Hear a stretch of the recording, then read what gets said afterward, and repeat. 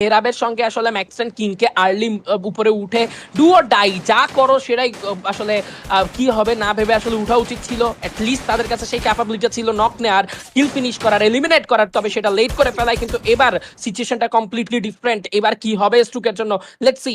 And কিছুটা close করতেছে 4x10, আবারও কিন্তু একটা মনস্টার ট্রাকের কভার নিয়ে ফেলবে। তাকিকে কিছুটা লং করতে দেখেও তাকির কাছে রয়েছে স্নাইপার, তিনি লং এ থাকলে ব্যাপার ইজি হবে। মেহরাবের সাইড থেকে একটা এন্ট্রি হতে পারে 4x10 এর শটে।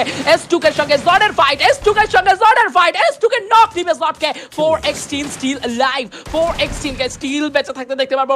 মেহরাব এন্ড S2 কে মিলে স্টিল সিচুয়েশনটা কন্ট্রোল করতে চাচ্ছে। ইয়েস, S2 এর আরো একটা নক, ইটস 2v2 নাও।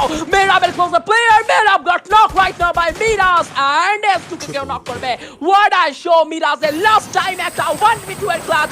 আবারও S2 কে লাস্ট জোনে এলিমিনেট করে একটা দুর্দান্ত বুইয়া, একটা দুর্দান্ত কামব্যাক। #12 থেকে #1 এ চলে আসা মিরাজদের এই পারফরমেন্সটা নজর কেড়েছে ধ্রুব ভাই।